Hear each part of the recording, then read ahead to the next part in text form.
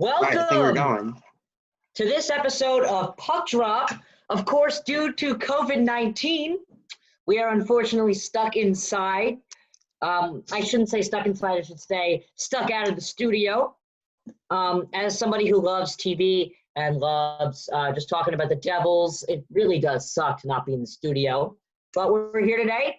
We're going to provide you with some content. We tried to get a player here today to be our guest, but we unfortunately failed to do that. Because they ignored us. It's just going to be the three of us. So why don't we just quickly get started? Guys, I think that was our most seamless and fantastic entrance yet. So seamless. Obviously. Great. Even better than our planned game show. That never happened, guys. I'm so sorry. Oh my God, we missed it. We missed it. I was so excited to host. I had all these questions ready, but it never happened. I got to do an abbreviated version that day where everything went down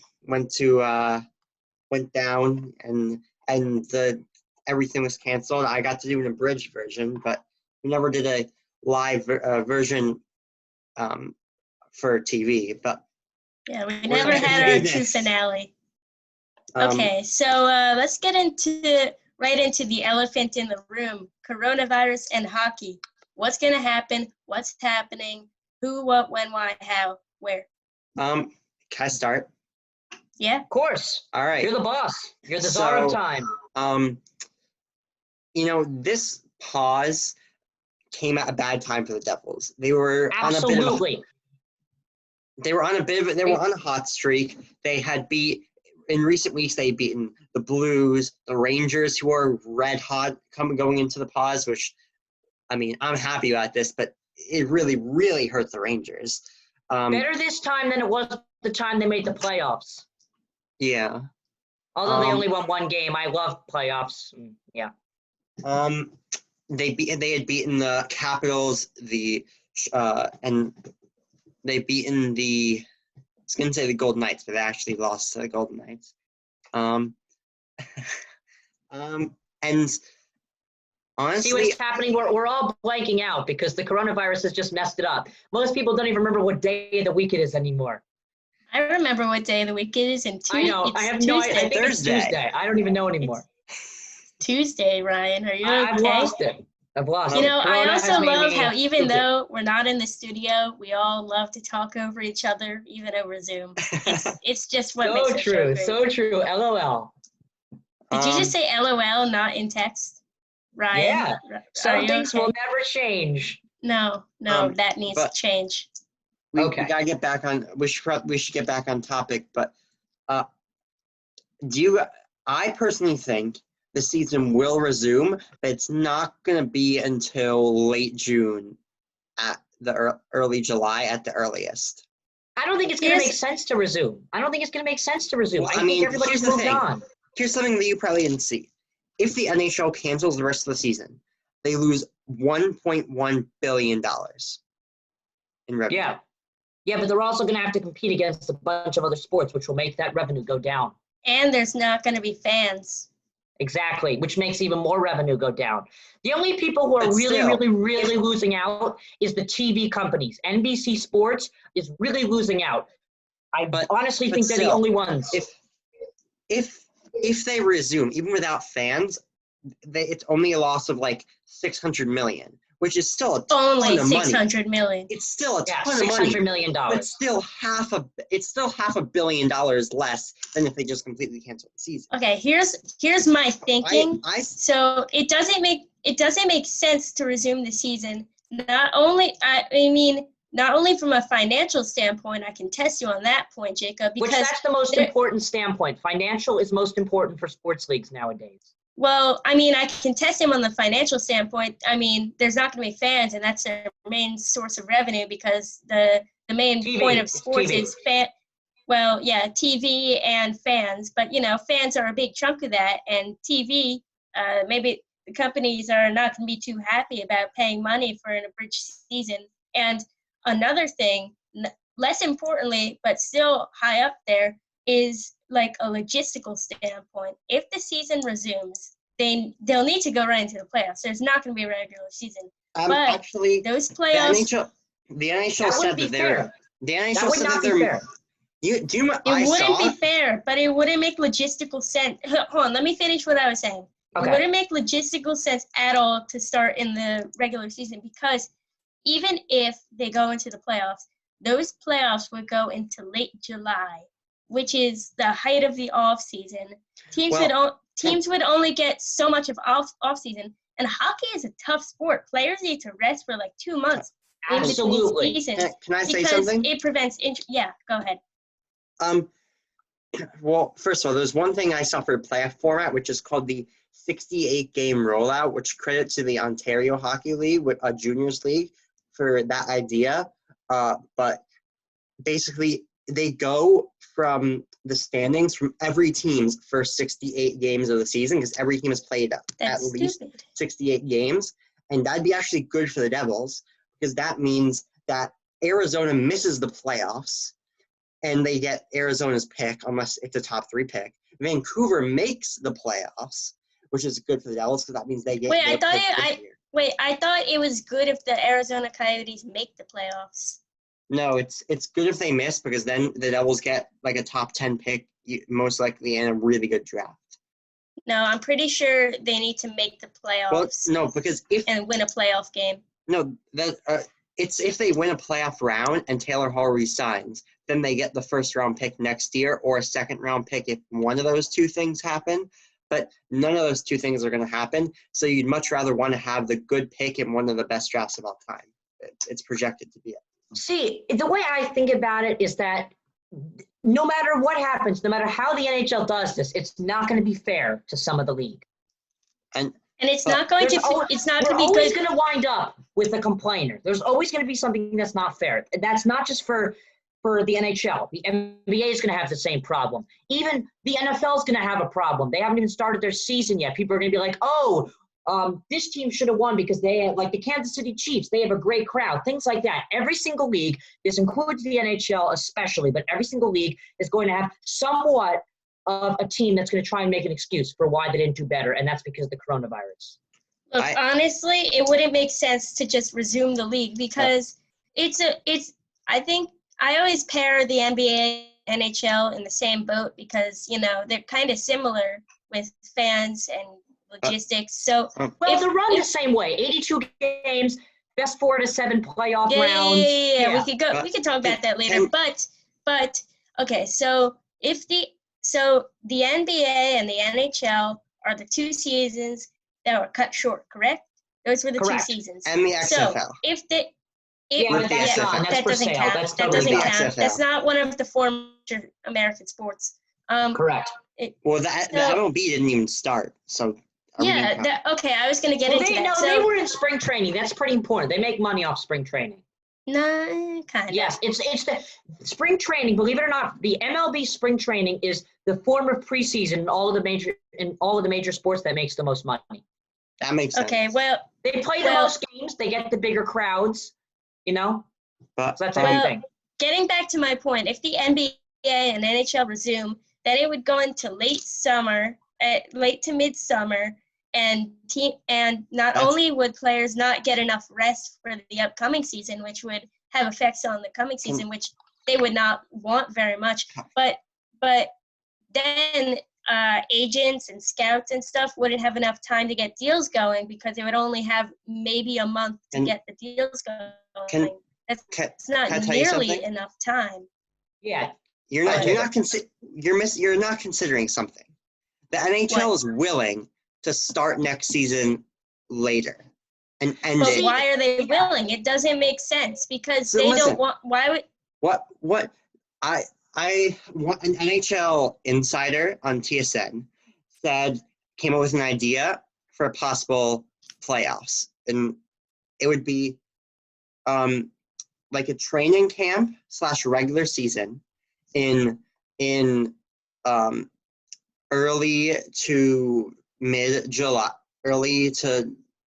mid-July.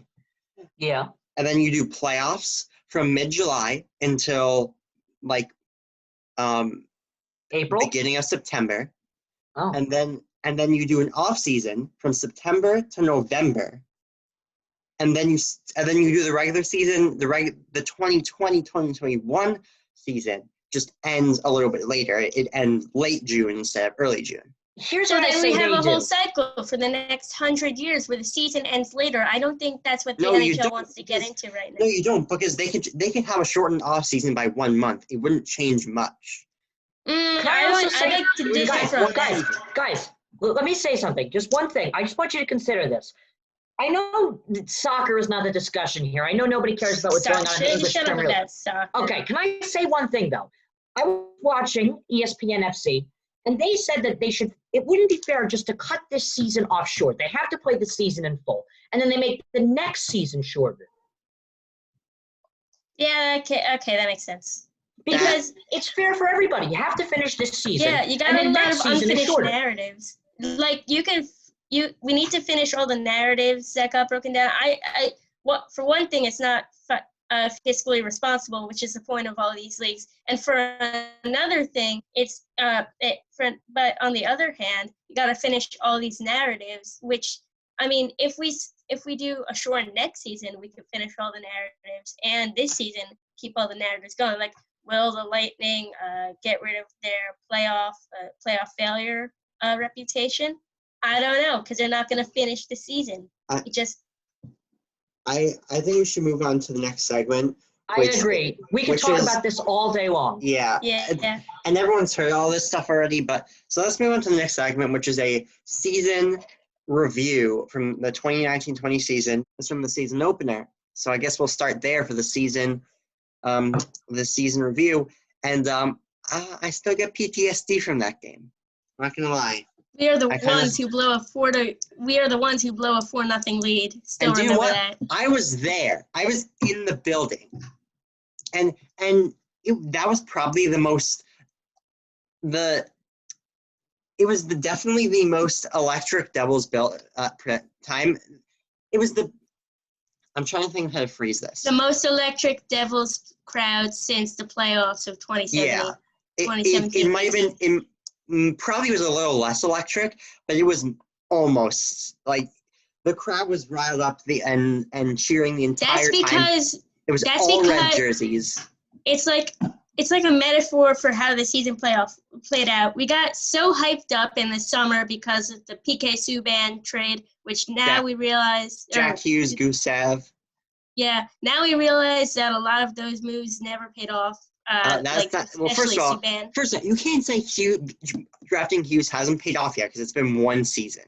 It's And- too early. Way too Okay, early. yeah, Give him 3 or 4 years. I'm going to exempt Hughes from what I just said. And But a lot of these Gusev things, was good. like, Yes. but no, he was streaky. Yes. Streaky at best. Gusev. No, Jordan. no. Jordan. Through the Gusev is a good player. Don't tear him down. The only player I can agree with you with is I PK expected Subban. him to be a god. He's not a god. So, Okay, I expected him. The NHL is better than the KHL, and also he was adjusting to North American ice. You have to realize it's different set of rules. The rink is bigger. It's different playing in Europe It than doesn't it is take playing you a in the whole NHL. season, though. All right. Let me It took finish what I was saying. months. It took Gusev a couple months to adjust, but after that, from December onwards, he was easily probably the best player on our team. No, let me No. just finish what I was It was saying. always Blackwood, Palmieri, and/or Heischer. That's one of the No, best. what about players. Coleman? No, never better than Blackwood, Okay, Palmieri, okay. and/or Heischer. That's Okay. not true. There were times Let when me you were finish Coleman what I better was than saying. Fischer.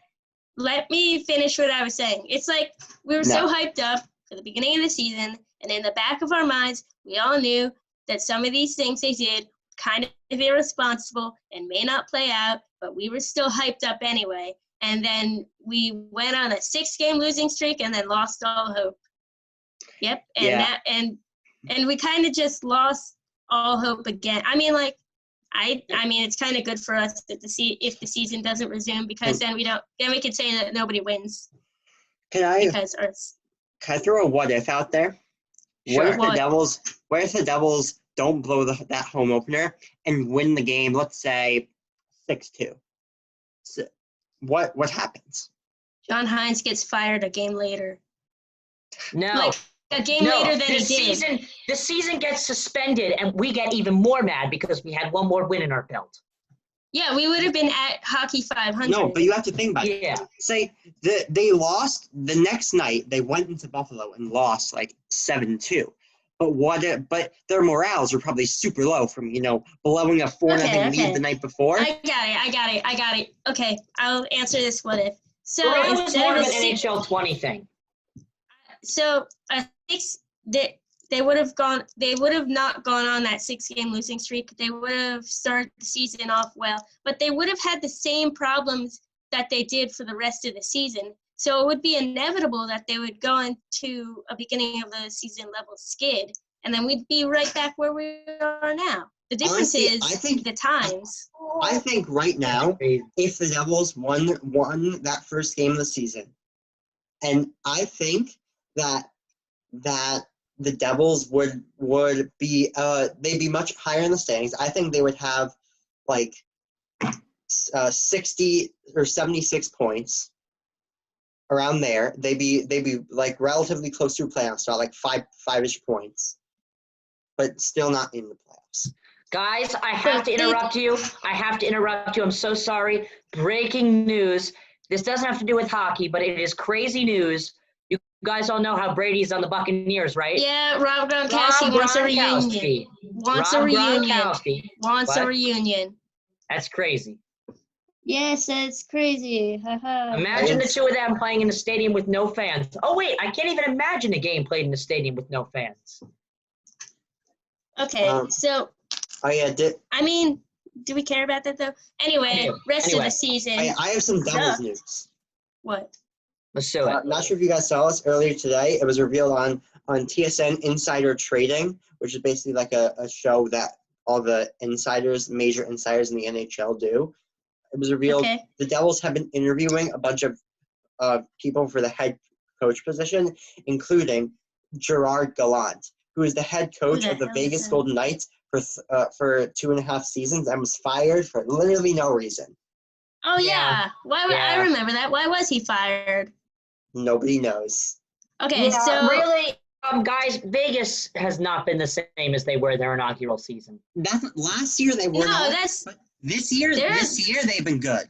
They're the top of their division. They have always been good, but nobody has ever felt the same about them as they were the inaugural season. No, the inaugural season, they were so surprisingly good.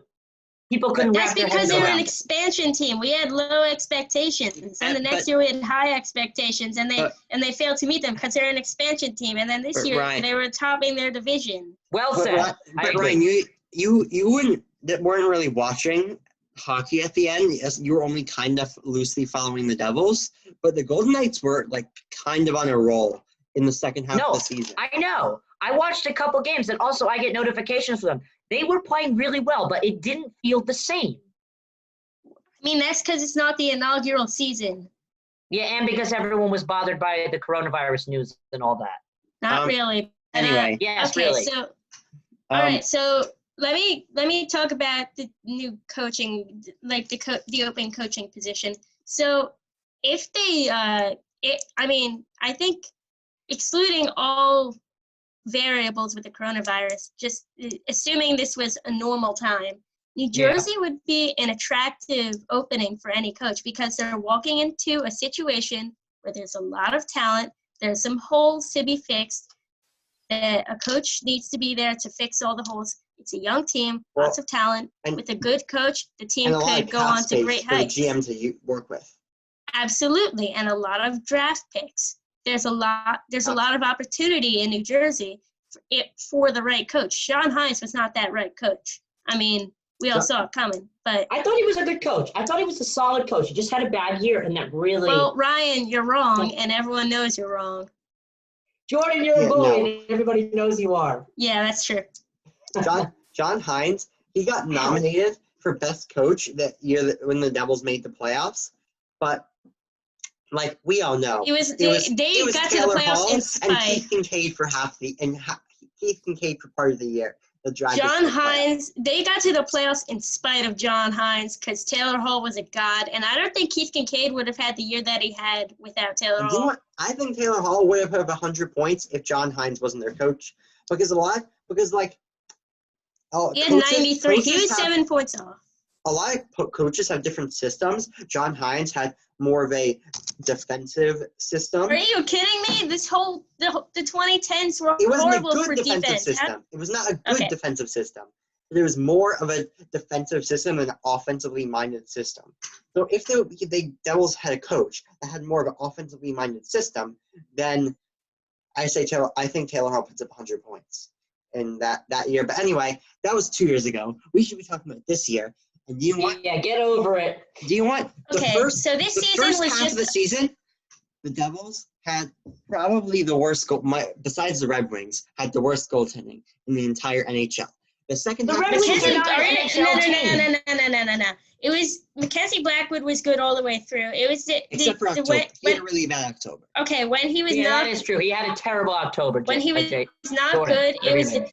when he was not good, it was the defense, and then the other backups like Corey Schneider and Louis Domingue. I thought Louis Domingue was going to be good. I remember. Yeah.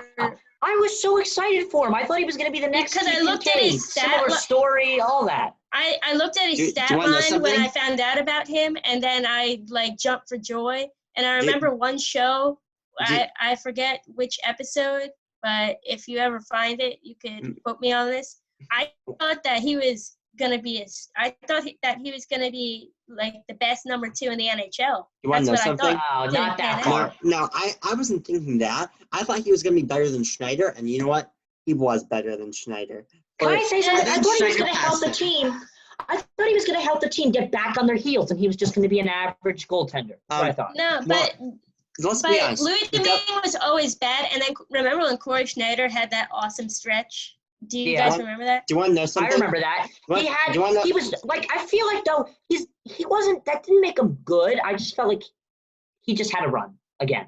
Yeah, do I you- know. make He him had a good. run, but Louis Domingue never had a run in New Jersey. He won a couple games in a row. I give Yeah, it he to him. won a couple games. He had But one that's what weekend. Schneider did. Schneider only won like 3 or 4 games in a row, and he was like a miracle goaltender all of a sudden. But Domingue had one good weekend where they beat the Capitals 5-1, and then they beat the Lightning 3-1 on back-to-back nights. That was was like his one- opening weekend. That was his two good games of the season. For the That's Devils. so true, The rest Jordan. was nothing. But besides for Blackwood in the beginning of the season, the Devils' goaltending was awful, and part of the reason they were better in the second half of the season was because, well, first of all, the fact that Taylor Hall had gotten traded was like a monkey off the back for the team, and B, the goaltending finally got decent. Yeah. Yeah, I But- mean, okay, Mackenzie Blackwood, I remember I said that he was good and he was going to be a career backup, but I've been proven wrong. I've been proven wrong. I've been blown away because if he gets a good defense in front of him, he's going to be a superstar. He's going to be the next I Andrei remember- Vasilevsky. I remember when it was when like Blackwood was like totally ignorant. It was Schneider and Kincaid for a bit, and then there was like Mackenzie Blackwood and Scott Wedgwood, and I couldn't even tell the difference between the two of them. I'm like, oh, they're just two rocks. Like, no Wedgwood big wasn't deal. even on the team when Blackwood was in the NHL. Wedgwood No, was like, I'm talking about when they were both on the AHL. It was like, who cares about Blackwood the was in the Do you know OHL and anyone in Wedgwood the was in the NHL? AHL. Okay, fine. In that farm system, is that what you want to say? Farm system, okay? There you go. But let's move on to the off-season outlook, because I checked the timer. We've been going for like almost like 27 minutes, 26 minutes. So let's move on to out-season outlook. The Devils have 3 notable UFAs.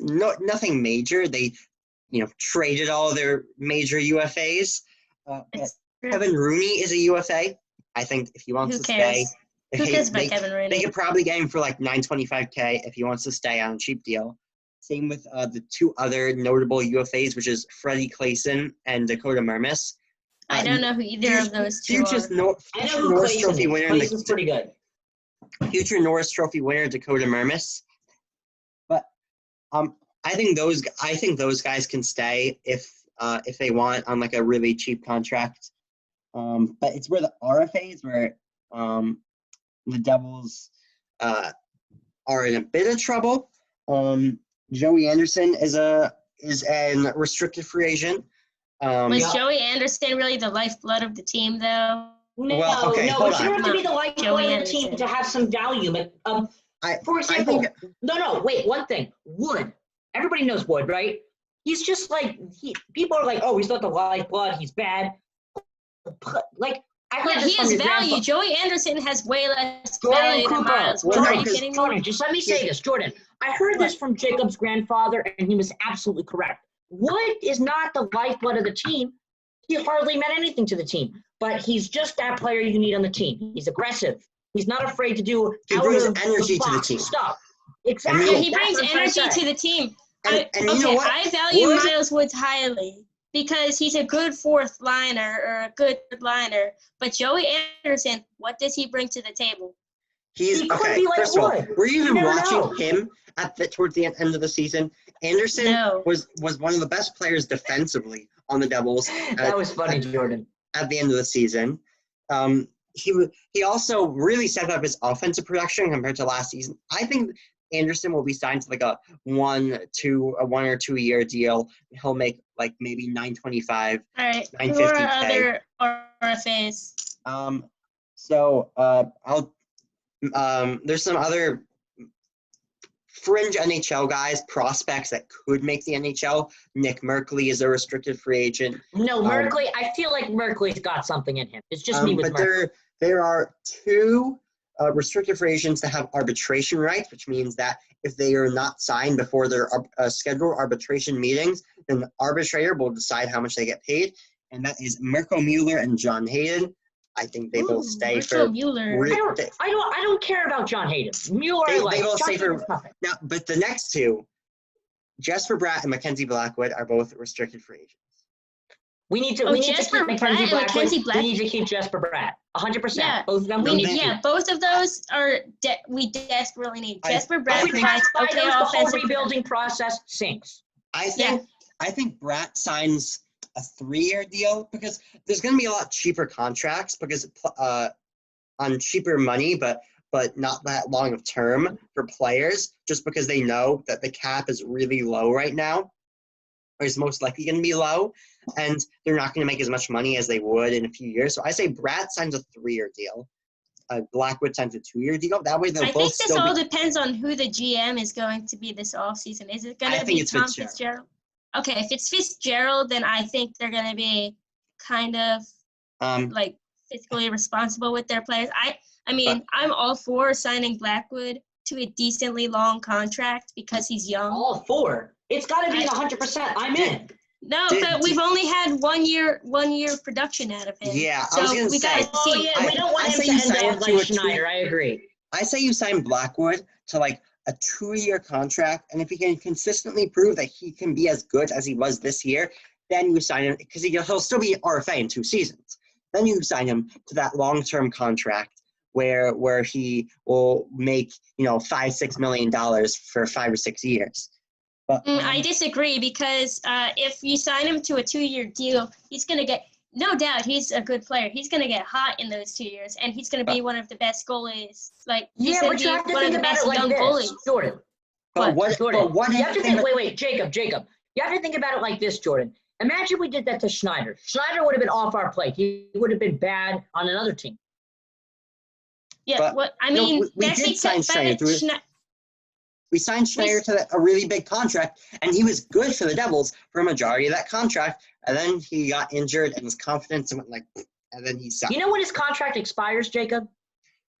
Actually, I was gonna get to that. I want to discuss. Wait, before we get to that, I think that the Devils should sign Blackwood to a 4-year contract so they have control over, they have a decent amount of control, and he's really good for them, and he gets a connection to New Jersey, and he resigns, and blah, blah, blah.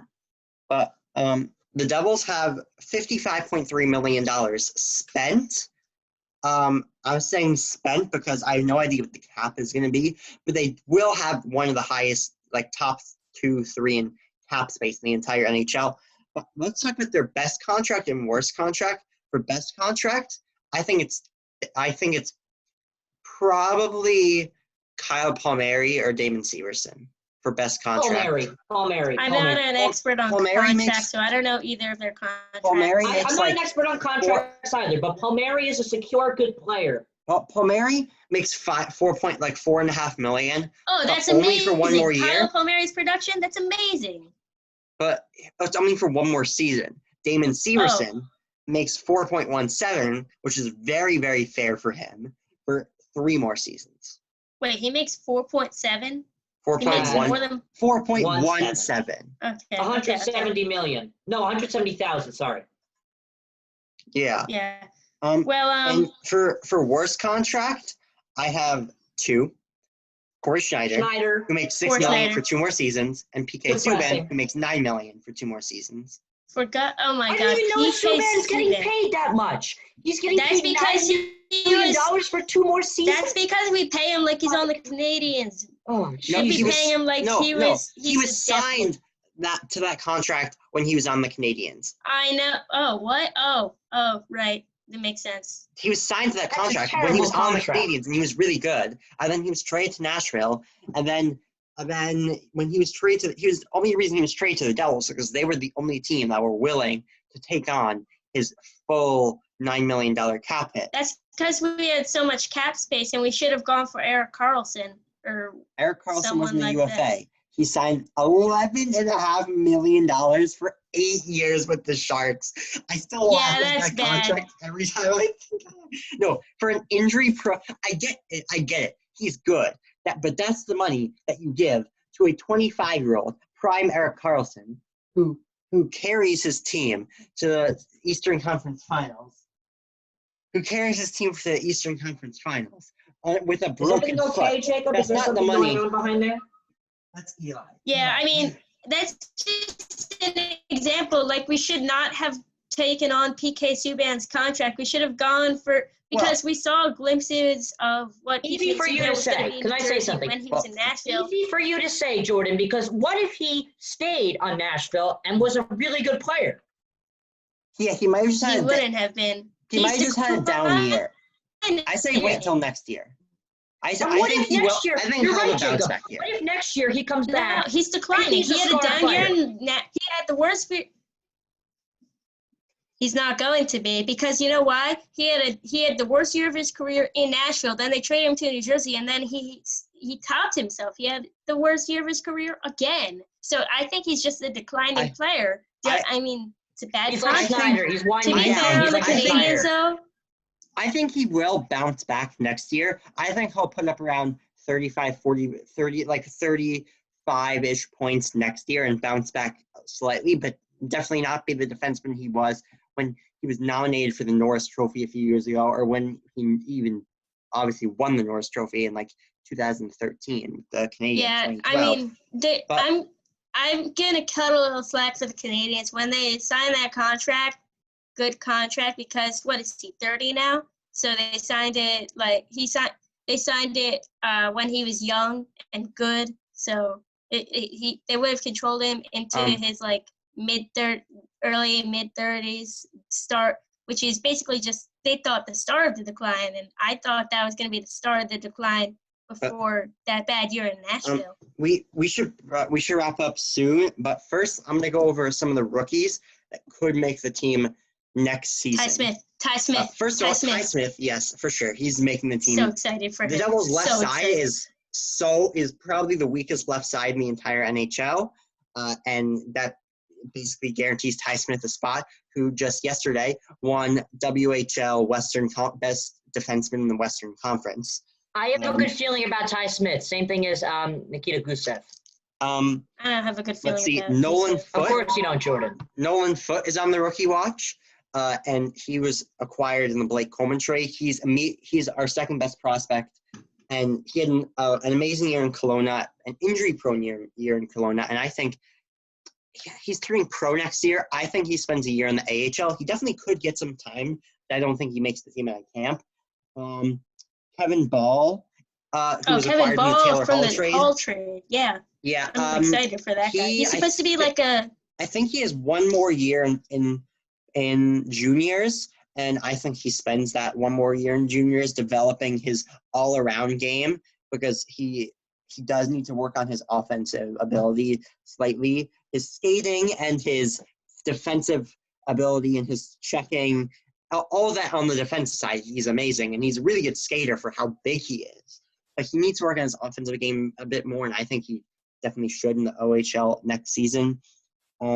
Yanni Kuokkanen, who played one game for the Devils this season. It was the final game of the season that he played. And I think he will definitely get an extended look in camp next year and definitely could make the team at camp. That is if we have a camp. Nick Merkley, True.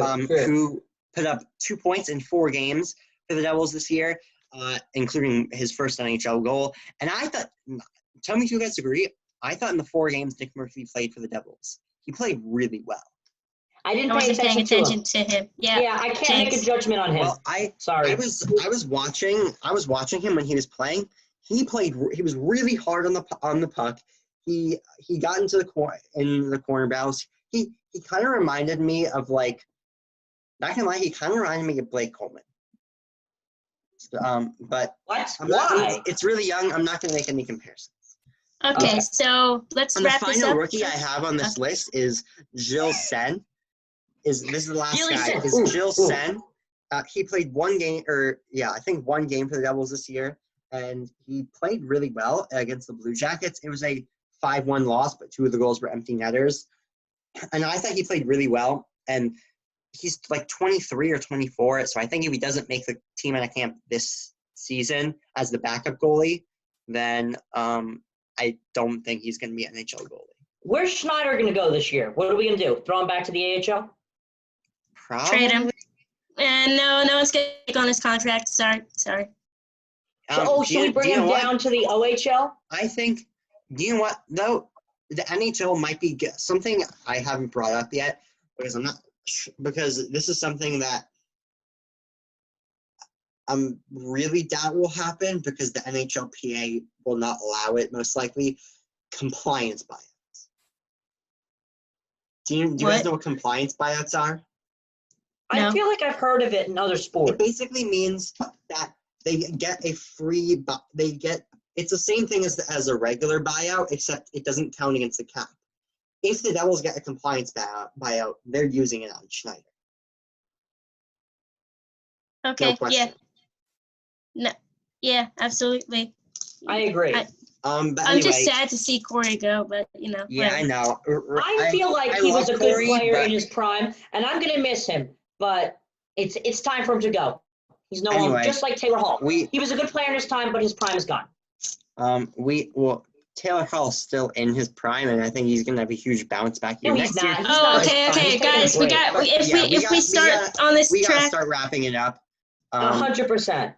Maybe we'll do another episode in a few weeks if there's any more news. But this is because we got a lot to talk about. I didn't think we'd have that much to talk about. Most likely Jordan, we always forge a path. It's But- just something we do. This is most Okay. likely How we do going to it. be our last episode until next season. If it is, we'll see you in October. Maybe. Let me just I say don't this. know. I hope to see you again on Zoom. I really do. All right. Well, I maybe we'll do hope another to Zoom episode. Anyway, that's it for today. Goodbye. Peace. Bye.